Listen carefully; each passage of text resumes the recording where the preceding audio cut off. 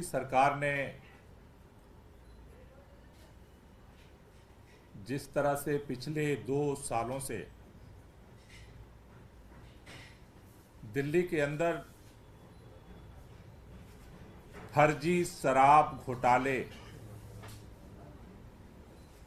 का मुखौटा लगा करके राजनीतिक षड्यंत्र के द्वारा आम आदमी पार्टी को खत्म करने का, अरविंद केजरीवाल को खत्म करने का जो अभियान चलाया था, जिस तरह से भारतीय जनता पार्टी की सरकार ने ईडी को, सीबीआई को अपना हथियार बना करके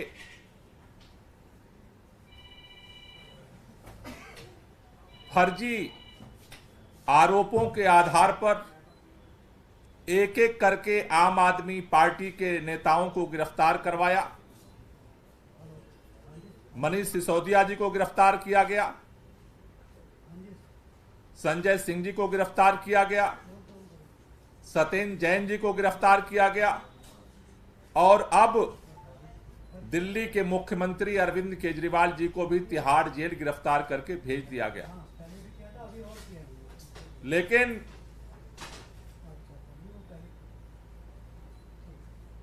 कल सुप्रीम कोर्ट से संजय सिंह जी की जमानत मिलने के बाद एक बात स्पष्ट हो गई है कि जो बात बार बार कही जा रही थी कि बिना किसी सबूत के, बिना किसी प्रमाण के, डरा करके, धमका करके, दबाव बना करके लोगों को सरकारी गवाह बना करके झूठे आरोप लगा करके ये सारी गिरफ्तारियां की गई हैं। कल सुप्रीम कोर्ट में ये सारा सच सामने आया है। ये भारतीय जनता पार्टी की षड्यंत्र और तानाशाही की सबसे बड़ी हार है। कल उनके सभी साजिशकर्ताओं को मुंह की खानी पड़ी है।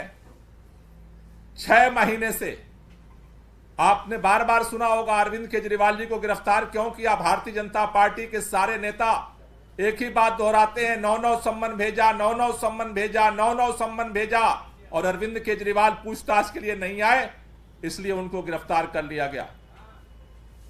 कल कोर्ट के सामने ये बात आई, संजय सिंह को एक भी सम्मन नहीं भेजा गया। अचानक बिना सम्मन भेजे ईडी संजय सिंह जी के घर में घुसी और 5-6 घंटे बाद उठा करके लेके चली गई। 6 महीने जेल में रखा और निकला क्या? कोई सबूत नहीं, कोई मनी ट्रेल नहीं। 6 महीने में कुछ भी नहीं मिला। कल ईडी के सामने बोलने के लिए, ईडी कोर्ट के सामने ईडी को बोलने के लिए कुछ भी नहीं बचा था। यह है इस पूरे केस की सच्चाई। और इसी तरह से षड्यंत्र करके हमारे सभी नेताओं को, और इसी तरह के षड्यंत्र करके दिल्ली के मुख्यमंत्री को भी बिना एफआईआर, बिना किसी आरोपी के आप मुख्यमंत्री को उठा करके आपने जेल में बंद कर दिया। लेकिन सुप्रीम कोर्ट के अंदर कल संजय सिंह जी की जो जमानत मिली है, उसने भारतीय जनता पार्टी के इस सारे षड्यंत्र का पर्दाफाश किया है। और ये एक बहुत बड़ी भारतीय जनता पार्टी को हार मिली है, उनके षड्यंत्रकारियों को एक हार मिली है। इसमें निश्चित रूप से जिस तरह से दिल्ली के मुख्यमंत्री अरविंद केजरीवाल को भारतीय जनता पार्टी ने गिरफ्तार करवाया, उसके बाद जिस तरह से रामलीला मैदान में पूरा देश इकट्ठा हुआ, दिल्ली के लोग इकट्ठे हुए, पूरे देश में इसके खिलाफ आवाज उठ रही है। कोई मुखर होकर के बोल रहा है और कोई अपने दिल के अंदर बोल रहा है कि यह ज्यादती हो रही है, अब तो बहुत ज्यादा हो रहा है अत्याचार, यह अन्याय और अत्याचार की पराकाष्ठा हो रही है। हर व्यक्ति के जुबान पर यही बात है आज। ये तो अब हदें सारी पार कर रही है, ये तो तानाशाही हो रही है। दुनिया के अंदर भी आज हमारे देश का नाम बदनाम हो रहा है। रामलीला मैदान की रैली के बाद आज भारतीय जनता पार्टी के षड्यंत्रकर्ता दबाव में, भारतीय जनता पार्टी के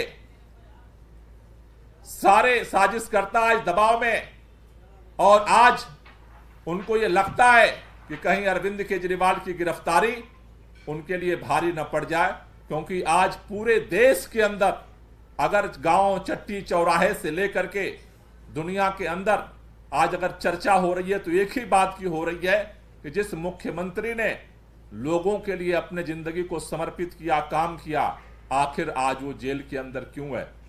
क्या उसके खिलाफ कोई सबूत मिला है? क्या उनके खिलाफ कोई सजा हुई है कोर्ट में? नहीं। निराधार, जिस तरह से संजय सिंह को निराधार केवल आरोपों के आधार पर तिहाड़ जेल में 6 महीने बंद रखा गया, उसी तरह से आज दिल्ली के मुख्यमंत्री को भी केवल आरोपों के, और आरोप लगाने वाला कौन है? आरोप लगाने वाले वो व्यक्ति हैं जिसको डरा करके, धमका करके भारतीय जनता पार्टी ने और केंद्र सरकार ने, मोदी सरकार ने जिस तरह से लोगों को डरा करके, धमका करके और बेवजह फर्जी बयानबाजी लिखवा करके गिरफ्तारी की है।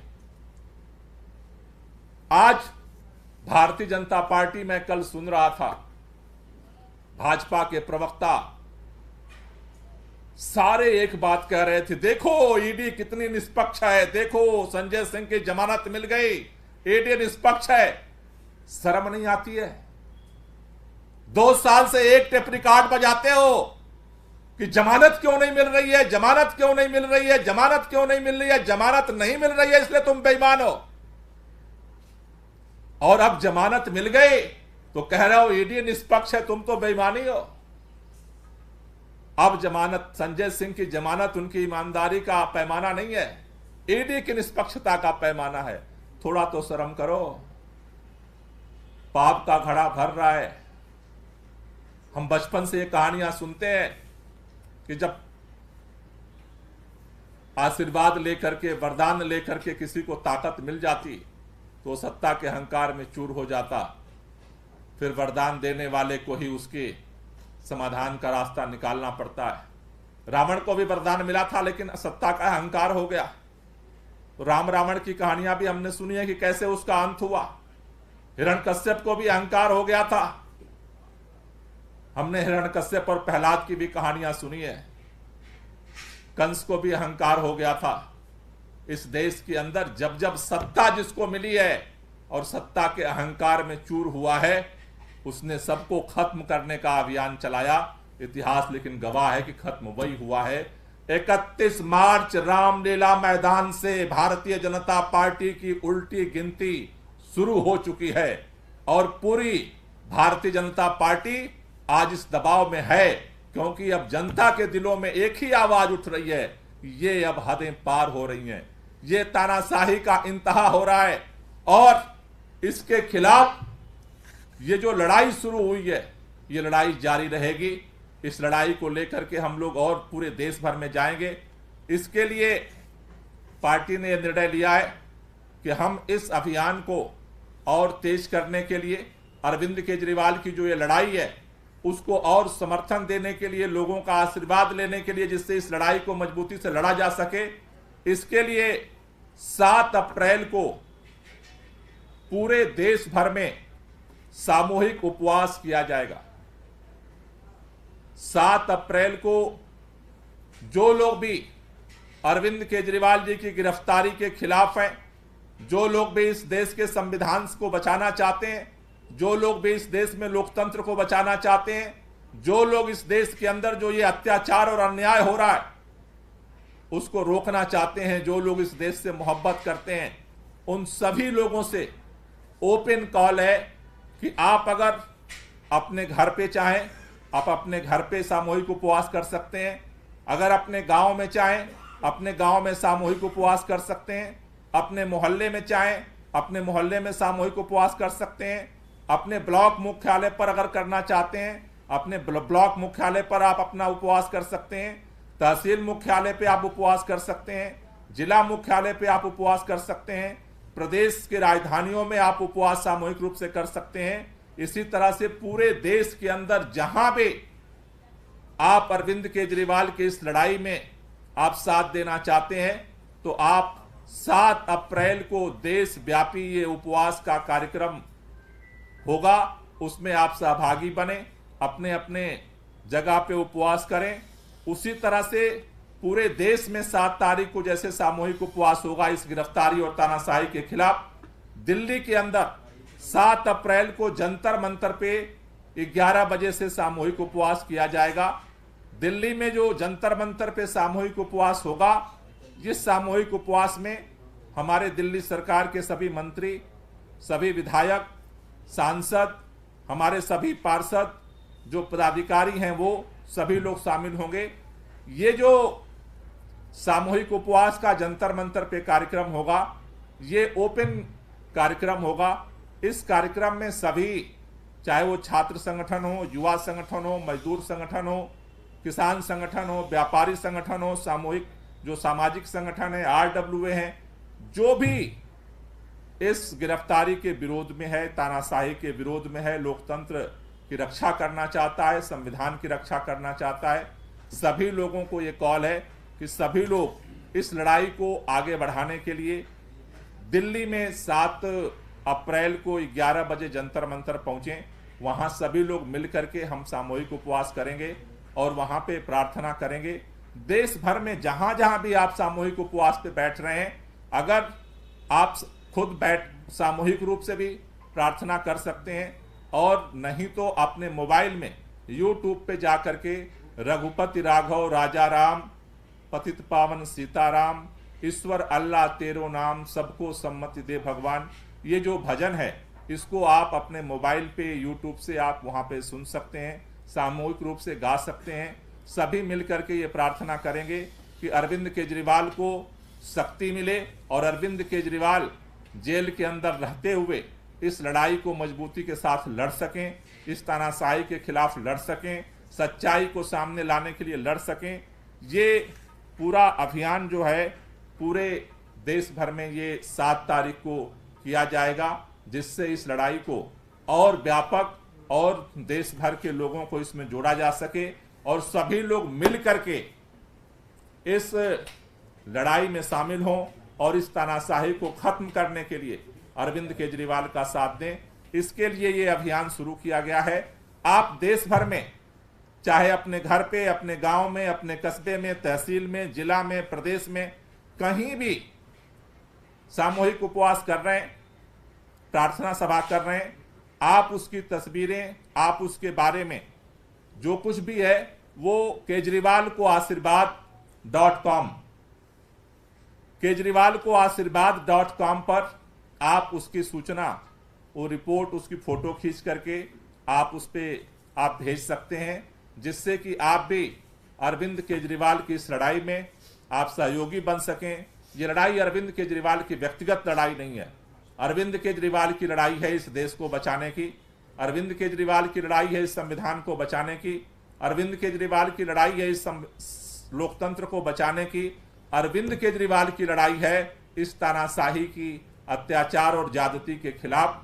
अगर आप ये मानते हैं कि इस देश के अंदर सरकार अपने अहंकार में आकर के सबके जुबान को बंद करना चाहती है, सबके दिलों में दहशत फैलाना चाहती है, तो आप भी इस देश के अंदर इस तानाशाही के खिलाफ अपनी आवाज को बुलंद करने, इसके लिए ये अभियान अब ये आगे 7 तारीख से आगे बढ़ेगा। बहुत बहुत शुक्रिया। कोई क्वेश्चन?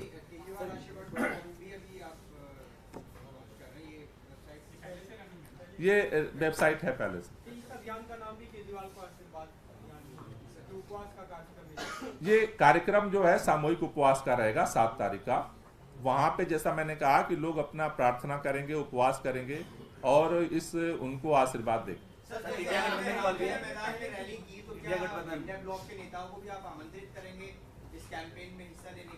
नहीं, ओपन फॉर ऑल है ये। किसी ना तो आम आदमी पार्टी का कोई लिमिटेशन है, ना इंडिया गठबंधन का लिमिटेशन है, किसी भी पार्टी का कोई भी है, अगर वो मानता है कि ये अरविंद केजरीवाल की गिरफ्तारी ज्यादती है, ये ज्यादा हो रहा है, ये तानाशाही है। सबके लिए ये खुला है, कोई भी इस तानाशाही के खिलाफ अपना सामूहिक उपवास करके अपना आशीर्वाद समर्थन दे सकता है। आप लोग की तरफ से आमंत्रित ऐसे औपचारिक रूप से नहीं किया जाएगा, ओपन कॉल है, ओपन कॉल है, पूरे देशवासियों के लिए कॉल है। इस अभियान का जो पहला चरण था सीएम की वाइफ ने घोषणा की थी, उसका क्या रिस्पॉन्स रहा? जो व्हाट्सएप नंबर जारी किया गया था, कितने मैसेज आए, अगर उसकी जानकारी? वो जो व्हाट्सएप नंबर जारी हुआ था वो 2 दिन बाद क्रैश हो गया था, बंद हो गया था। उस पर जितना सारा रिपोर्ट आई थी तो व्हाट्सएप नंबर तो बंद हो गया था। अब ये सारा जो है केजरीवाल को आशीर्वाद.com पर, इसीलिए आज हमने दोबारा उसको किया है कि इस पे ही सारे लोग भेजें। सभी लोगों के लिए कॉल है, उसमें किसी के लिए लिमिटेशन नहीं है। नहीं वहाँ सर, एक और सवाल है सर। हाँ सर, सेहत को लेकर जो 4.5